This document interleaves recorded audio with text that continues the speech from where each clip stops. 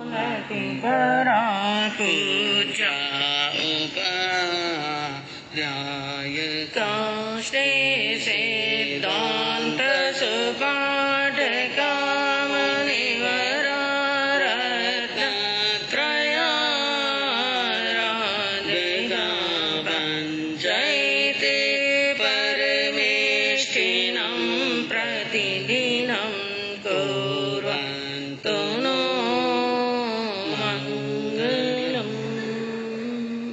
मंगलम भगवान वीरो मंगलम गौतम प्रभु मंगलम स्थूलिभद्राद्या जैन धर्मोस्तु मंगलम अज्ञानतिमिरान्धस्य ज्ञानाञ्जनशलाकया चक्षुरुन्मीलितं येन तस्मै श्रीगुरुवे नमः। सत्त्वेषु मैत्री गुणेषु प्रमोदं क्लेशेषु धीरेषु कृपापरत्वम् माध्यस्थभावं विपरीतवृत्तौ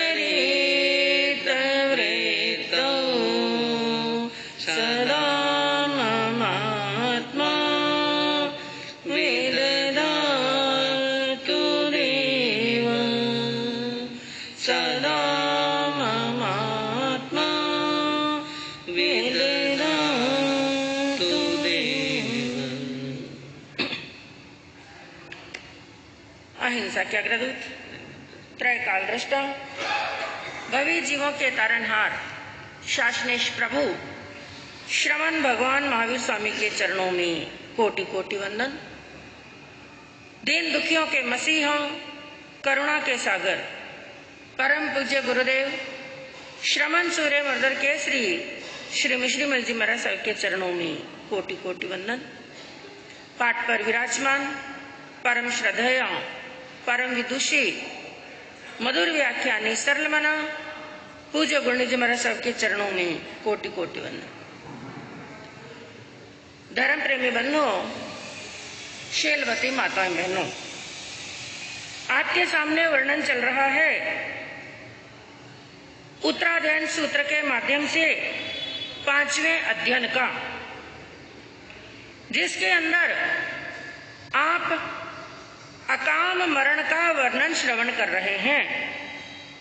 और वर्णन आया 10वीं गाथा के अंदर के जीव मन से, वचन से और काया से मदान्ध बना हुआ, विषयों में आसक्त बना हुआ, राग और द्वेष के द्वारा आभ्यंतर और बाह्य और दोनों प्रकार की प्रवृत्तियों के द्वारा कर्म के मल का संचय करता है, कर्मों को इकट्ठा करता है, आत्मा को कर्मों से भारी करता है और कर्मों का संचय करता हुआ जीव, कर्मों का बंध करता हुआ जीव आत्मा के लिए अधोगति के द्वार खोल देता है।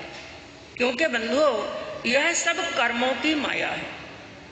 संसार के अंदर हम चारों तरफ दृष्टि डालते हैं, जहां कहीं पर भी दृष्टि डालो चारों तरफ हमें विषमता दिखाई देती है।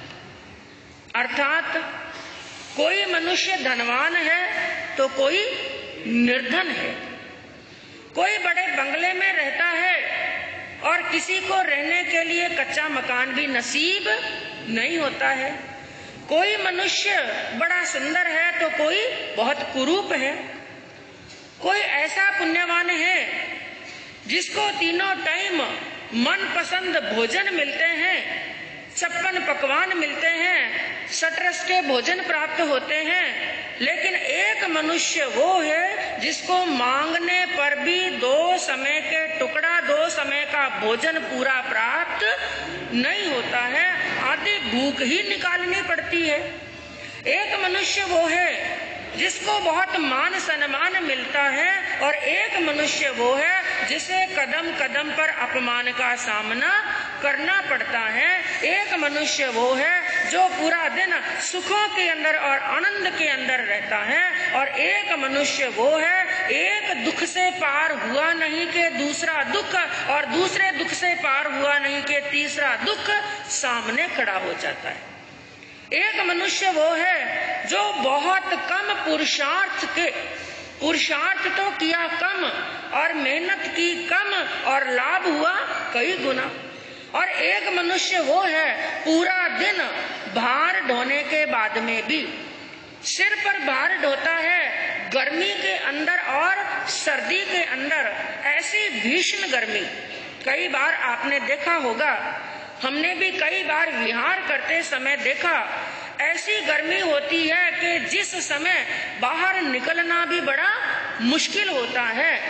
थोड़ी सी धूप भी शरीर पर पड़ती है, ऐसे लगता है कि धूप के अंदर हमारा शरीर जल जाएगा, सिक जाएगा। ऐसी भीषण गर्मी के अंदर एक मजदूर कई घंटों तक उस धूप के अंदर काम करता है। केवल काम ही नहीं करता है, सिर के ऊपर क्या ढोता है? भार ढोता है।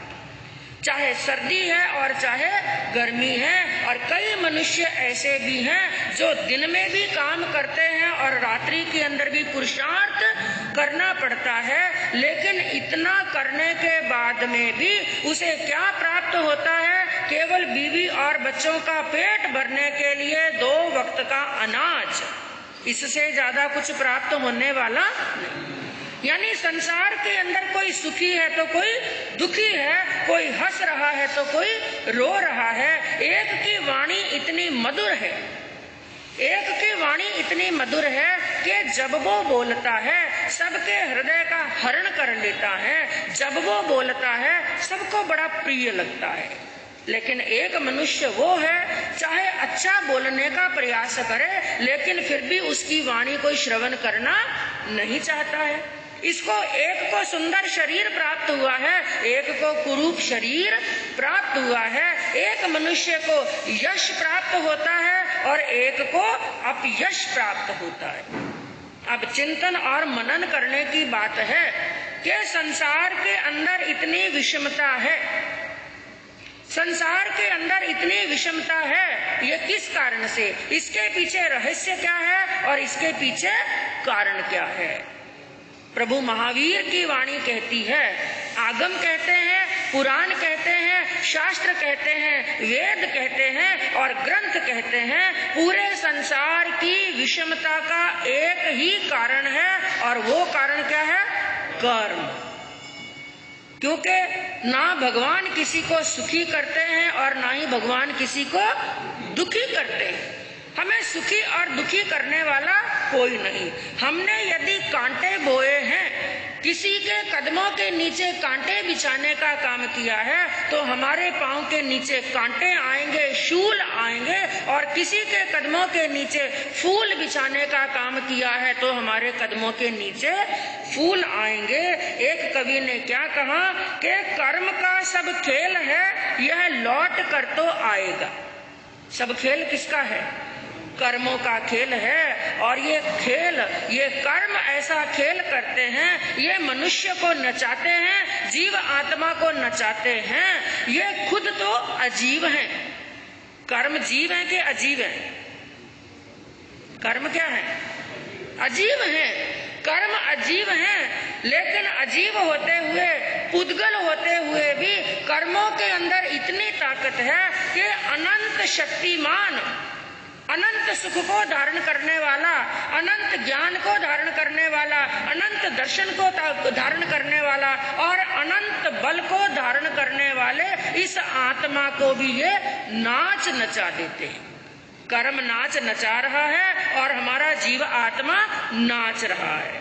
जैसे आप स्क्रीन के ऊपर देखते हैं, टीवी के पर्दे के ऊपर क्या देखते हैं कि एक ही व्यक्ति कभी कोई रूप धारण करता है, कभी वो गुंडा बन जाता है, कभी पिक्चर का हीरो बन जाता है, कभी किसी का भाई बन जाता है, कभी किसी का बाप बन जाता है, तो कभी किसी का दोस्त बन जाता है। इस संसार को भी ज्ञानियों ने उसी रंगमंच के समान बताया है। यह रंगमंच है, इस रंगमंच के ऊपर हमारा जीव आत्मा तरह तरह के रोल अदा कर रहा है, तरह तरह से ये नाच रहा है और ये कर्म उसे नचा रहे हैं। तो क्या कहा कि कर्म का सब खेल है, यह लौट कर तो आएगा, यह वापस जरूर लौट करके आते हैं। हम रास्ता भूल सकते हैं, मनुष्य रास्ता भूल सकता है। और एक बात और याद रखना, जिस मनुष्य के साथ में आपने गलत किया और आपने माफी मांग ली, हो सकता है सामने वाला बड़े दिल का है और उसने आपको क्या कर दिया, माफ कर दिया। वो मनुष्य आपको माफ कर सकता है, लेकिन ये कर्म किसी को माफ करने वाले, हाँ, मनुष्य माफ कर सकता है लेकिन ये कर्म किसी को माफ नहीं करते हैं। आज नहीं तो कल और कल नहीं तो परसों, हाँ, कर्म भोगने ही पड़ते हैं कि कर्म का सब खेल है, यह लौट कर तो आएगा जो आज तुझे रुला रहा है। जिस व्यक्ति ने आज तुझे रुलाया है, आज तुझे दुखी किया है या तूने किसी को दुखी किया है, कि कर्म का सब खेल है, यह लौट कर तो आएगा जो आज तुझे रुला रहा है, कल कोई और उसे रुलाएगा। जिसने आज किसी को रुलाया है, कल उसको भी रोना पड़ेगा। आज किसी को हंसाया है तो उसके चेहरे पर भी अवश्य हंसी आएगी। तो उत्तरायण सूत्र का 5वां अध्ययन यही कहता है कि आभ्यंतर प्रवृत्तियों के द्वारा, बाह्य प्रवृत्तियों के द्वारा, कषाय के द्वारा, अहंकार के द्वारा हमारा जीव आत्मा कर्मों का बंधन करता है और कर्मों का संचय करने के बाद में आगे क्या होता है, तो पुट्टो आयंकेनम गिलानो परित पई पब्बियो पर लोगस कम्माणु पे ही अपनो। ऐसे अशुभ कर्मों का बंधन करने के कारण से इसके बाद में वह मनुष्य शीघ्र ही घात करने वाले शूल आदि रोगों से पीड़ित होता है। यानी जिसने अपने जीवन के अंदर केवल क्रूर कर्म किए हैं, किसी का दिल दुखाने का काम किया है, हिंसा का काम किया है, अत्याचार का काम किया है, कहीं पर लड़ाई लगाने का काम किया है, किसी की आत्मा को दुखी करने का काम किया है, लोगों को गालियां बोलने का काम किया है, असत्य बोला है और उसने चोरी की है, हिंसा का कार्य किया है, क्रूर कार्य किया है, उस मनुष्य की क्या स्थिति होती है कि उसके शरीर के अंदर शूल आदि रोग, ज्वर आदि रोग, खुजली आदि रोग और रोग ही नहीं, महारोग शरीर के अंदर क्या होते हैं, उत्पन्न हो जाते हैं। और रोग भी आपको बताया गया, शास्त्रों के अंदर वर्णन आया कि हमारे इस औदारिक शरीर के अंदर 3.5 हाथ का यह शरीर है, इस शरीर के अंदर रोग कितने, 5.5 करोड़ से भी ज्यादा, 5.5 करोड़ से भी ज्यादा रोग विद्यमान है। यह हमारी पुण्यवानी है, हमारे पुण्य का उदय है कि कुछ ही रोग उदय में आए, बाकी सभी रोग क्या है, दबे हुए हैं। लेकिन जो अशुभ कर्मों का बंधन किया, उन अशुभ कर्मों का बंधन करने के कारण से क्या होता है, शरीर के अंदर शूल आदि रोग पैदा होते हैं, अंग अंग में पीड़ा होती है, दर्द होता है और वेदना होती है। ऐसे रोगों से पीड़ित होता हुआ वह अज्ञानी प्राणी ग्लानि को अनुभव करता है। उस समय ग्लानि का अनुभव करता है और उस समय वो परलोक से डरता है। जिस समय ज्ञानियों ने उसे समझाया, आपके सामने वर्णन आया था कि जब प्रज्ञावान मनुष्यों ने, संतों ने, साधुओं ने, गुरुओं ने उनको आगम की वाणी बता बता करके, सुना करके समझाया था, भाई हमारी आत्मा को कहाँ जाना है, हाँ, परलोक के अंदर जाना है। जब वहां पर जाएंगे तो कर्मों का क्या करना पड़ेगा, भुगतान। लेकिन उस समय उस समय विषयों में आसक्त, संसार के मोह में पड़े हुए मदांध व्यक्ति ने क्या उत्तर दिया था? ना कोई स्वर्ग है और ना कोई नरक है, कोई परलोक नहीं है, कोई पुनरागमन नहीं है, कोई आत्मा नामी तत्व नहीं है जिसका बार बार जन्म और मरण होता है। उसने क्या कहा था? कोई स्वर्ग नहीं, कोई नरक नहीं, कोई मोक्ष नहीं, सब कुछ है तो यहीं पर है। इसलिए खाओ पियो और मौज करो, किसी भी कर्म का कोई फल मिलने वाला नहीं है। और यदि ऐसा होता भी होगा, दूसरा तर्क उसने क्या दिया?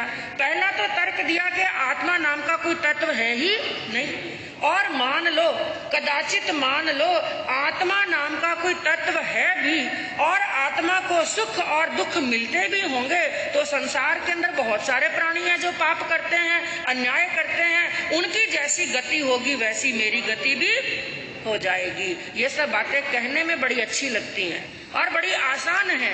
ये बातें कहना बड़ा आसान है, लेकिन अशुभ कर्मों का जब भुगतान का समय आता है ना, शरीर के अंदर रोग उत्पन्न होते हैं, नस नस में दर्द होता है। मैं कहूँ महारोगों की बात छोड़ो, बाकी तो सब रोग बताए और 16 प्रकार के महारोग बताए, जिसके अंदर कुष्ठ है, ज्वर है और भयंकर शीत है, तरह तरह के महारोग बताए गए। तो शरीर के अंदर सामान्य सा रोग उत्पन्न हो जाए, थोड़ा सा ज्वर आ जाए, बुखार आ जाए, उस समय भी क्या लगता है कि 6 महीने का खाया पिया निकल गया। जब शरीर में वेदना होती है, पीड़ा होती है, उस समय वो व्यक्ति परलोक को याद करता है और क्या अनुभव करता है? मुझे मरकर कहाँ जाना है, ना जाने मेरी आत्मा कहाँ जाएगी, ना जाने मैं मनुष्य बनूंगा या त्रियंश बनूंगा, मैं नारकी में जाऊंगा या देवलोक के अंदर जाऊंगा। और उस समय वो मन के अंदर करता है पश्चाताप। कैसे सोचता है? मैंने बहुत गलत किया, मुझे खूब उपदेश दिया था मेरे गुरुओं ने, मैंने पढ़ा था और मैंने सुना भी था, लेकिन मैंने किसी की नहीं मानी। लेकिन ज्ञानी क्या कहते हैं कि अब पछताए होत क्या, जब चिड़िया चुग गई खेत। समय पर यदि नहीं जागा, समय पर यदि अपनी आत्मा को नहीं संभाला, तो परभव के अंदर जाते समय वो दुखी होता है, तो उसका मरण बिगड़ जाता है। क्योंकि ये कौन से मरण का वर्णन चल रहा है? अकाम मरण, बाल मरण, अज्ञानियों का मरण। तो जिसने समय रहते अपनी आत्मा को नहीं संभाला है, अशुभ कर्मों का बंधन किया है, तो शरीर के अंदर रोग उत्पन्न होते हैं, वो पीड़ित होता है, पीड़ा से ग्रस्त होता है और अंतिम के अंदर पश्चाताप करता है। और पश्चाताप करते करते उसकी चलती हुई सांस रुक जाती है, आयुष की डोरी टूट जाती है। तो आगे वहां पर सुधर्मा स्वामी जम्बू स्वामी को संबोधित करते हुए कहते हैं, हे जम्बू, उस आत्मा की क्या गति होती है? सुया में नरे ठाणा असी लाणम च जा गई, बालानम कूर कम्मानम पगाड़ा जत्थे वेयना। वहां से आयुष पूर्ण करने के बाद में, आयुष की डोरी टूटने के बाद में, चलती हुई सांस रुकने के बाद में, सुया में नरे ठाणा, हे जम्बू, मैंने परमपिता परमात्मा प्रभु महावीर के मुखार बिंद से क्या सुना है? ऐसी दुशील आत्मा, ऐसे क्रूर कर्म करने वाली आत्मा मर करके कहाँ जाती है? नरक में। तो नरक का स्थान प्राप्त होता है। असी लानम से जा गई, ऐसा अश्लील व्यक्ति, अश्लील कार्य करने वाला, बालानम कूर कम्मानम, वो बाल अज्ञानी क्रूर कर्म करने वाला, पगाड़ा जत्था वेयना, ऐसे नरक रूपी स्थान के अंदर जाता है जहां पर एक क्षण की भी शांति नहीं है। नरक, एक शब्द आया नरक। नरक का अर्थ क्या है? नरक नरक कई बार सुना, लेकिन नरक शब्द का अर्थ बता सकते हैं? नरक किसे कहते हैं? ना प्लस अर्क, ना यानी नहीं है, अर्क यानी सूर्य। अर्क किसे कहते हैं? सूर्य। जहां पर सूर्य नहीं, सूर्य का प्रकाश नहीं, केवल अंधकार ही अंधकार है। और अंधकार भी कैसा, क्योंकि नरक 7 प्रकार के बताए गए। 7 नरकों का वर्णन आता है हमारे जैन धर्म के अंदर, आगमों के अंदर। संक्षिप्त के अंदर मैं आपके सामने नरक की वेदना, क्योंकि एक चीज को जब बार बार सुनते हैं तो कभी ना कभी आत्मा को क्रूर करते समय वो बातें यदि याद आ जाए ना, तो आत्मा ऐसे कर्मों का बंद करने वाली। तो जहां पर किसी प्रकार का कोई प्रकाश नहीं, केवल वज्रमयी दीवारें हैं, कोई घर है, ना दुकान है, ना बाजार है, ना बगीचा है, ना कुछ घूमने के लिए है, ना मौज मस्ती करने के लिए है, बल्कि शास्त्रों के अंदर यहाँ तक बताया नारकी के नेरियों का कम से कम आयुष कितना बताया, 10,000 वर्ष का, और उत्कृष्ट 33 सागरोपम का। तो 33 सागरोपम, किसी को 20 सागरोपम मिले, किसी को कितने भी सागरोपम मिले, एक पलक झपके जितनी शांति वहां पर, एक पलक झपके जितना सुख नहीं है। और वहां पर 3 प्रकार की प्रमुख वेदनाएं बताई, जिसके अंदर पहली है क्षेत्र वेदना। क्षेत्र वेदना कहते हैं वहां पर सर्दी, वहां पर गर्मी, वहां का स्पर्श, वहां का रस, हर चीज इतनी दुखदायी है, असातादायी है कि एक क्षण की भी शांति नहीं है। दूसरी है पारस्परिक वेदना। पारस्परिक वेदना किसे कहते हैं, यानी नारकी के नेरिये ही खुद एक दूसरे को वेदना देते हैं, क्योंकि वहां पर वैक्रिय शरीर है। कौन सा शरीर है, और वैक्रिय शरीर भी कैसा, किसे कहते हैं वैक्रिय शरीर, कि जिस शरीर को चाहे काट दिया जाए, छोटे छोटे भागों में बांट दिया जाए, सैकड़ों, हजारों और लाखों टुकड़े कर दिए जाएं, फिर भी उनको मौत आने वाली, उनकी सांस नहीं। जितना आयुष लेकर के गए हैं, चाहे देवलोक के देवता हैं और चाहे नारकी के नेरिये हैं, उनकी कभी अकाल मृत्यु नहीं होती है। ये अकाल मृत्यु केवल किसकी होती है, मनुष्य और त्रियंश की। मनुष्य और त्रियंश की अकाल मृत्यु होती है, नारकी के नेरियों की अकाल मृत्यु नहीं। तो कितने भी टुकड़े कर दें लेकिन उनको मौत आने वाली नहीं। जैसे नारकी के नेरिये, यहाँ से एक जीव रवाना हुआ, चाहे मनुष्य से चाहे त्रियंश से, यहाँ से रवाना हुआ, नारकी में जन्म कैसे होता है, कभी वर्णन पढ़ने में आया? हाँ, कुंभियों में, माँ की गर्भ से नहीं।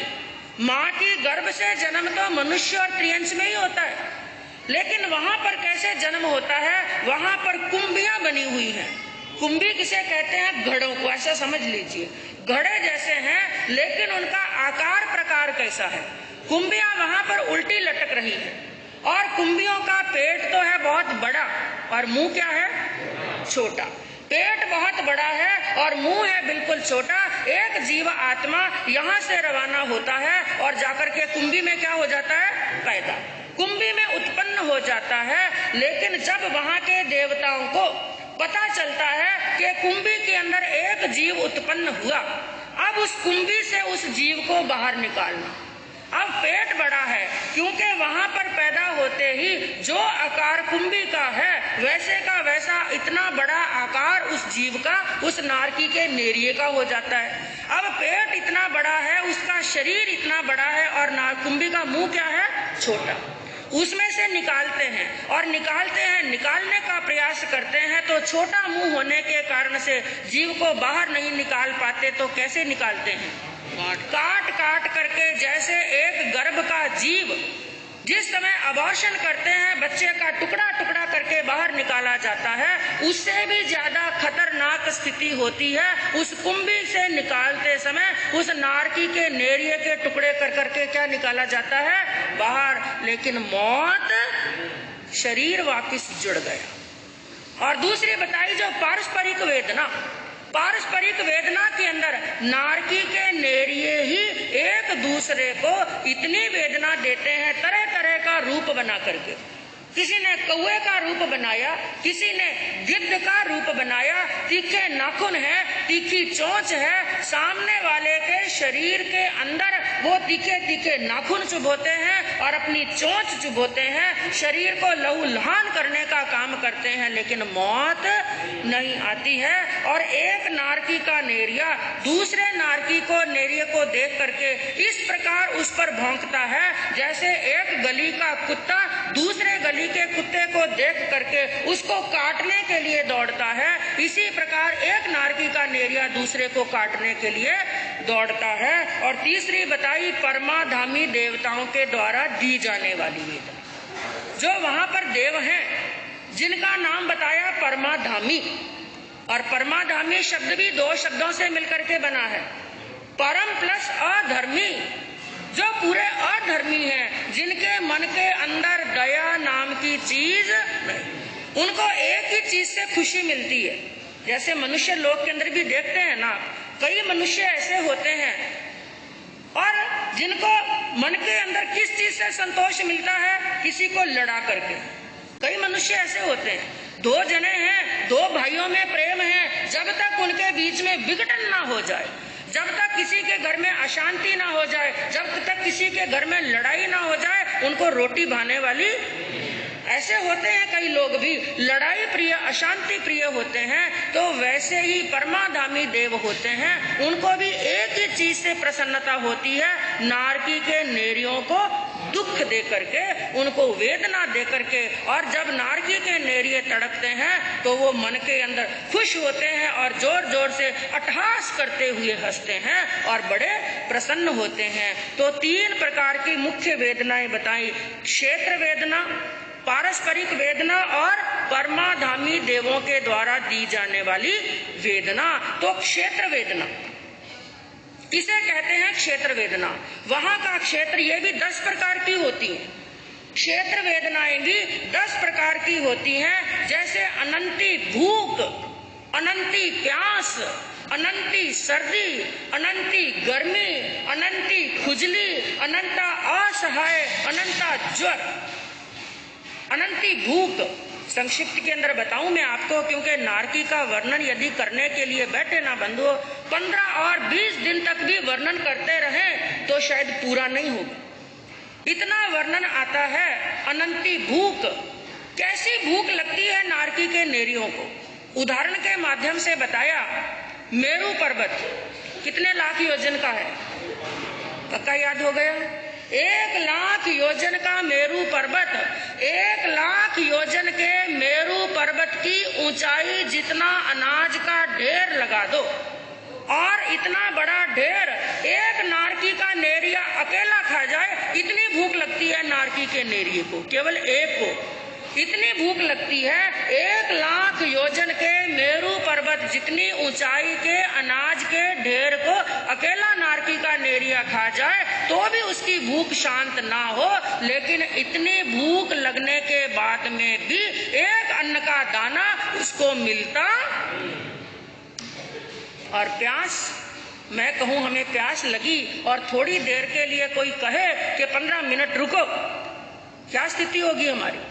लेकिन नारकी के नेरियों को प्यास लगी, और इतनी प्यास लगी, शास्त्रों में वर्णन आया, प्रश्न व्याकरण सूत्र के अंदर वर्णन आया, इतनी प्यास लगी कि उस समय एक नारकी के नेरिये को, जो सबसे बड़ा समुद्र है, सबसे बड़ा समुद्र कौन सा स्वयंभू रमन, स्वयंभू रमन समुद्र, जो सबसे बड़ा सबसे विशाल समुद्र है स्वयंभू रमन, तो उस समुद्र का पानी यदि एक नेरिये को दे दिया जाए पीने के लिए, वो पूरे समुद्र का पानी पीने के बाद में भी उसकी प्यास शांत ना हो, लेकिन इतनी प्यास लगने के बाद में भी एक बूंद पानी मिलने वाला। उल्टा क्या होता है, जब उनको प्यास लगती है, परमाधामी देवता दूर से बताते हैं, मैं तुम्हें पानी पिला रहा हूं। या फिर वहां पर वैतरणी नदी है, शालमली वृक्ष है और वैतरणी नदी, तो एक ही नदी वहां पर बहती है। वैतरणी नदी के अंदर दूर से नारकी का नेरिया क्या देखता है, अरे बड़े शीतल जल वाली वैतरणी नदी बह रही है। ठंडा ठंडा पानी है, बड़ा शीतल बड़ा मधुर जल होगा।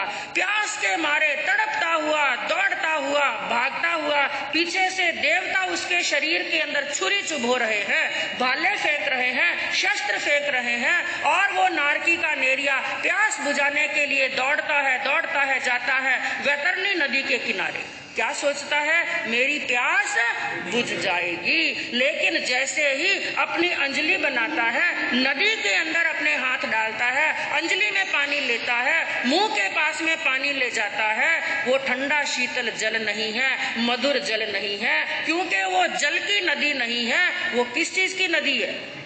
हाँ, खून की, उबलते हुए खून की नदी है। अंजलि भरी और मुंह तक ले जाकर के उसने क्या देखा? ये जल नहीं है बल्कि क्या है? खून। वहीं पर छोड़ देता है। इतनी भूख लगती है और इतनी प्यास लगती है। बंधुओं, नारकी का वर्णन बड़ा विस्तार पूर्वक है, कल इसका वर्णन आगे जरूर करेंगे।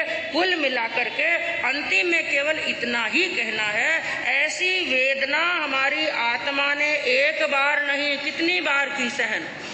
हाँ, मृगापुत्र का अध्ययन आता है, उत्तराध्ययन सूत्र के अंदर मृगापुत्र जी का अध्ययन आता है। जब माँ उनको समझाती है, हे बेटा, इस भरी जवानी के अंदर तू संयम का पालन करेगा। बेटा, ये संयम का पालन करना खांडे की धार है, ये संयम का पालन तेरे से होने वाला। तू कैसे साधु जीवन के अंदर भूख सहन करेगा? क्योंकि साधु जीवन है, गोचरी के लिए जाएगा, कभी प्रासुक आहार मिलेगा या नहीं मिलेगा, सुष्टा आहार मिलेगा या नहीं मिलेगा। हे बेटा, तुम्हें भूख भी सहन करनी पड़ेगी, प्यास भी सहन करनी पड़ेगी, लेकिन तेरा शरीर नाजुक है।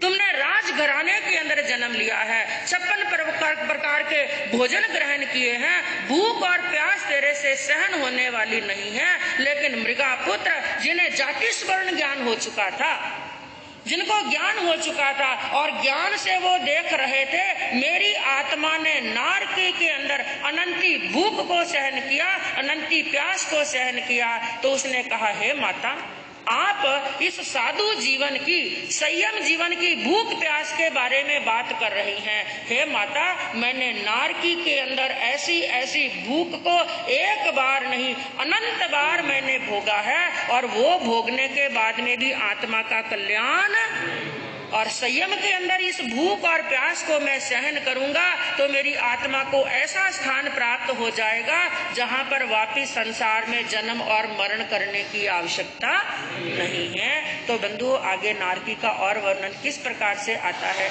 कल श्रवण करेंगे।